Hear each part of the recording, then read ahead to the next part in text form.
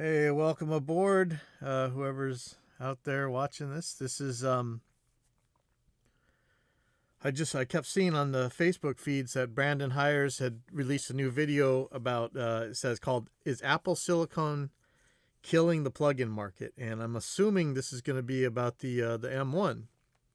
And this is something we've been talking about a lot lately. And you know, changes happen. Eventually, you have to update your stuff, and a lot of stuff goes by the wayside. But that's all fine and good. Progress is like they say, you can't stop progress, but that doesn't mean that along the way you have to go out of your way to break things that previously worked. And this is something, when it comes to Apple, how many times have we talked about how hard it is to install previously working plugins and things, allegedly for some sort of security update on the newer OSs, Catalina especially, on up.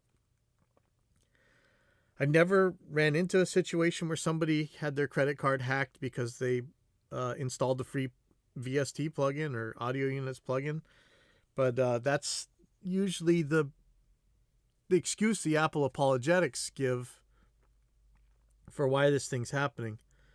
And I really got a question. I suppose if you're using Logic, it makes sense to use a Mac, but what is it about Apple's that makes you guys want to use them? I mean, what? I don't understand. Like, you're going to pay more money for something that's probably going to be a much lower quality. You're forced to use certain things. You're forced to not be able to use certain things. A lot of software won't work. Tons of hardware won't work. You got to buy their hardware unless you're doing a Hackintosh.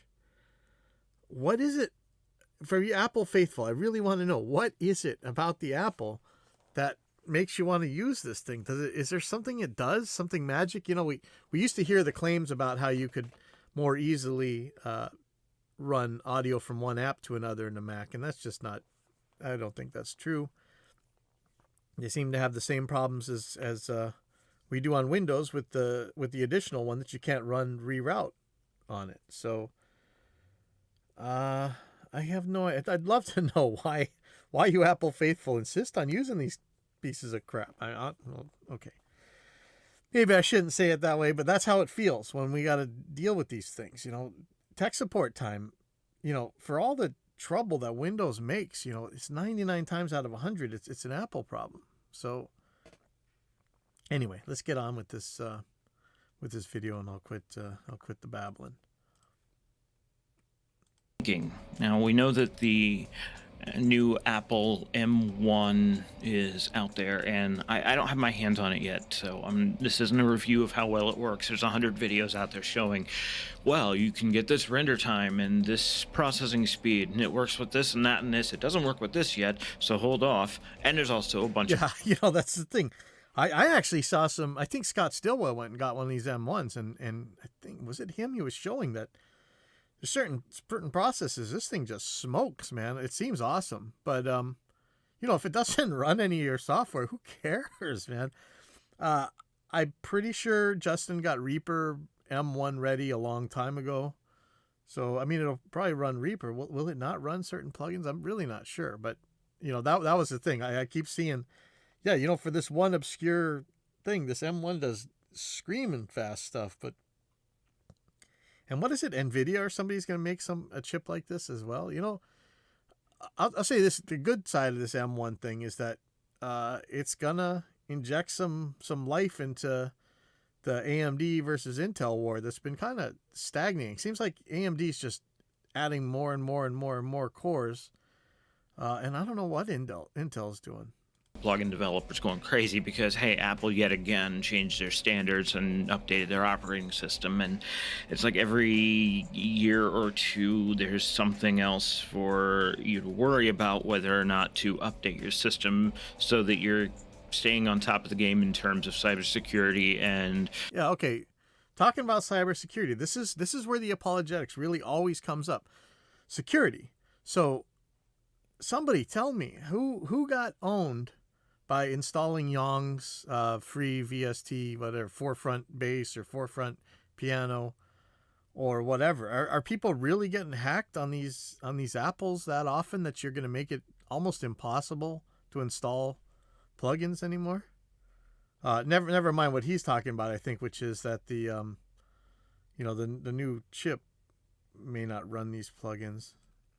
And bug fixes, or whether or not to stay far behind that curve, risk it, and then end up being obsolete sooner and not having any of the issues, though, that others are having with updating their system. It's a constant back and forth. And it's all got me thinking, should I reevaluate my stance on only using third-party plugins? I mean, for the most part, I only use third-party plugins. And I did that for a very intentional reason. It's not that, stock plugins suck, especially not the ones in Reaper.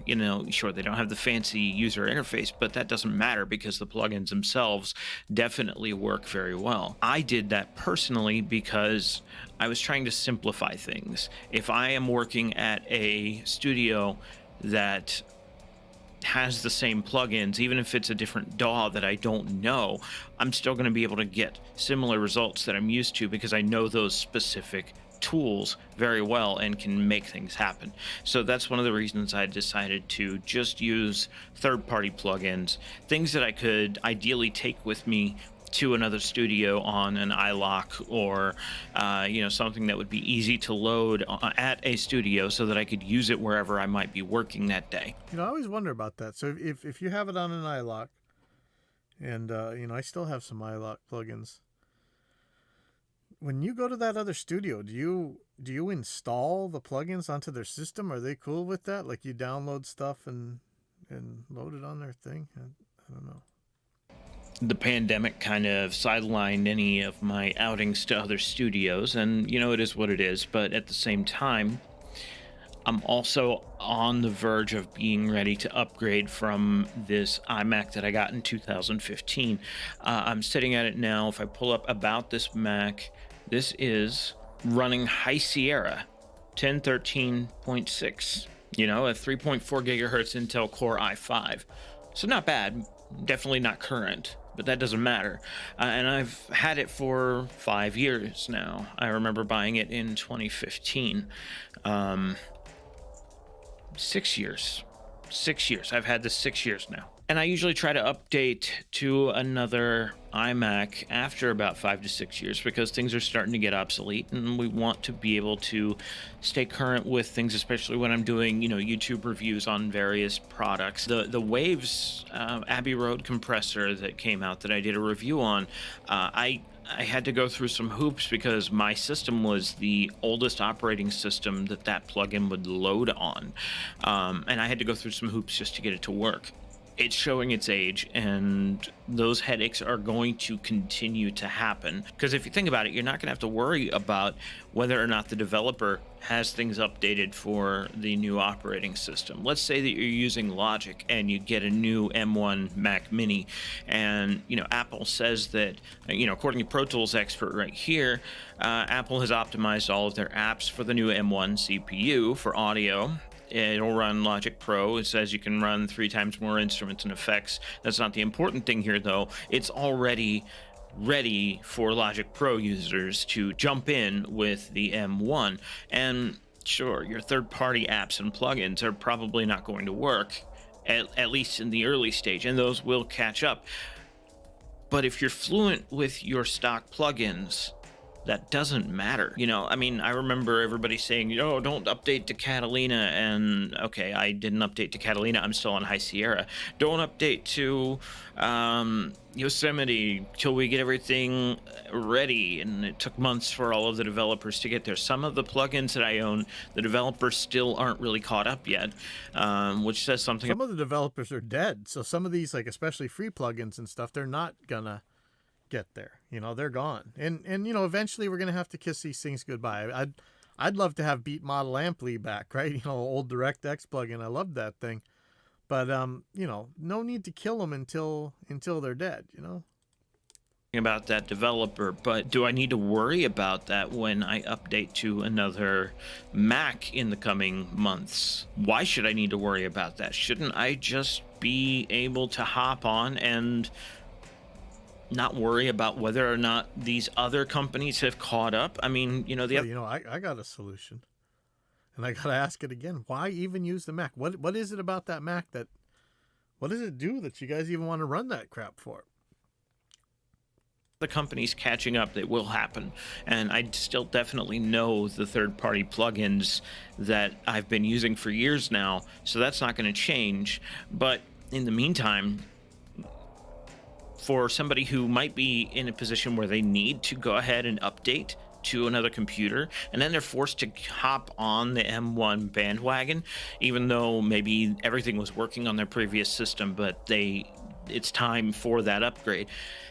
You know, can't necessarily wait for all of the companies to catch up with compatibility for Big Sur and Catalina. So, you know, this is more of a thinking out loud and less of a statement of what I'm going to do. And I would love to know your thoughts in the comments below. So let's have a discussion here.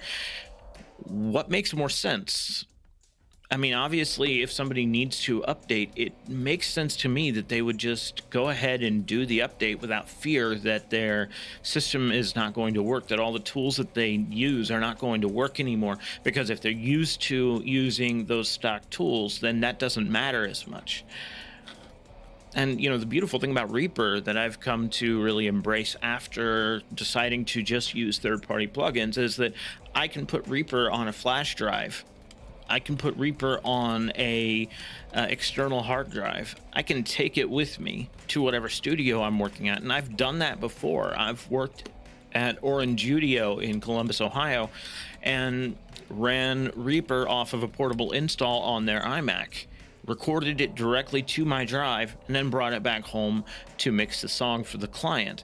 So I had access to all of the stock tools, obviously, but I also had access to all the tools they had installed on their system. So having just that access to the stock tools and knowing what they can do and what they can get me, that should be enough. After seeing this happen multiple times, it just makes more sense to me that you would just rely more on the stock tools. And when your DAW is ready for that new operating system, which tends to happen earlier than the third-party plugins, and especially if you're using Logic, then okay, if it's a Mac, they're not going to release it until Logic is ready, because that's an Apple product, which makes me think, well, maybe for future-proofing reasons, I should consider looking into Logic. I don't know. Yeah, I bet you Reaper will run before Logic will. You know, we're all kind of spoiled as Reaper users because the stuff's always just so far ahead of the curve, and it just works, and you don't really have the copy protection hassles. You just run, you know. But it is for these other guys that are running other DAWs. Logic, you know, you're screwed if you try and run it on Windows, right? And I don't know. I think this is a screwy DAW anyway. I mean, I don't like the idea of switching DAWs again. I'm really comfortable with Reaper. I'm really fast in Reaper, and I can take it with me wherever I need to go. They tend to be pretty quick on the updates and quite generous with the updates, so I don't think I need to go to that extreme. But, you know, what's the smartest approach here? Well, in your opinion? Let's have a discussion in the comments. A little bit of audio geekery around gear and what equipment to use. So yeah, let's talk in the comments. You let me know what your thoughts are in this whole thing, whether or not it's even that important to you, and we'll go from there. And by the way, if you like content like this, please consider supporting this channel on Patreon.